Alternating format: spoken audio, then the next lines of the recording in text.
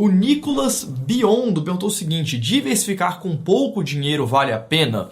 Essa é uma pergunta muito boa e essa é uma pergunta que eu recebo bastante, tá? Porque, obviamente, um dos principais fundamentos para investimentos de longo prazo, seja em bolsa de valores, que é o que a gente fala aqui no canal, ou até mesmo em renda fixa, em ETFs, enfim, um dos princípios básicos de investimentos de longo prazo é você ter uma carteira diversificada, né? Você nunca vai colocar todos os seus ovos no mesmo cesto, porque se esse cesto cair no chão, ele vai quebrar todos os ovos, você vai perder todo o seu patrimônio. Então é muito legal a gente ver aquelas histórias, né? Tem até uma história famosa de um funcionário que trabalhava na FedEx, lá nos Estados Unidos, e ele simplesmente tinha um cargo normal, né? A FedEx é um correio privado lá nos Estados Unidos, tem FedEx aqui no Brasil também.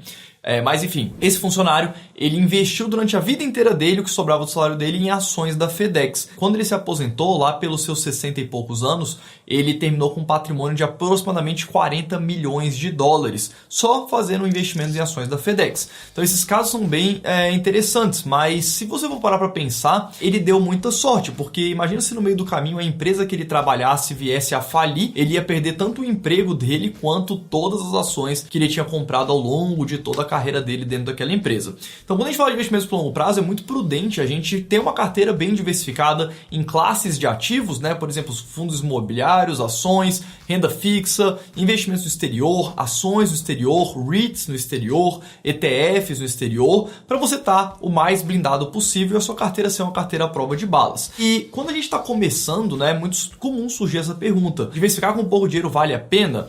E bom, eu diria que sim, tá? Agora, desde que os custos que você tenha para fazer esse investimento, eles não sejam relevantes. Por exemplo, hoje é muito comum as corretoras, tanto aqui no Brasil quanto nos Estados Unidos, terem corretagem zero. Você não paga para comprar e nem para vender as ações. Mas se você voltar uns 4, 5 anos atrás, a maioria das corretoras cobrava 10, 20 reais por ordem de investimentos. Talvez a corretora que você use hoje, ela tenha alguma taxa para você operar. Mas a maioria não tem, então isso não é mais um custo relevante. Um ponto que é importante levar em consideração é que a partir de um certo momento, não importa o tanto que você invista, o valor do seu aporte ele não vai ser mais tão relevante na sua carteira.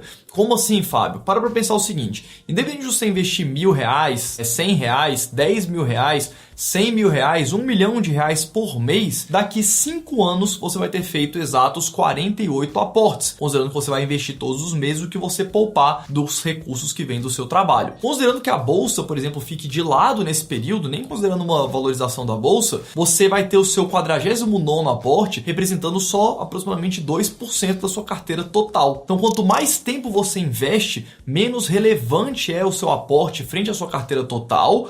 E, mais do que isso, menor é o seu poder de diversificar lá na frente com os novos aportes. Porque muitas vezes a sua carteira sobe 1%, 2%, cai 1%, 2% dentro de um dia. E o seu aporte vai equivaler a menos do que a oscilação de um dia da sua carteira. Então os seus novos aportes daqui 5 anos não vão fazer mais tanta diferença. Por isso que é importante você ter uma diversificação boa desde o começo. Agora, no começo da jornada como investidor, é importante a gente lembrar também que muitas vezes você ainda não tem conhecimento para ter uma carteira ultra diversificada.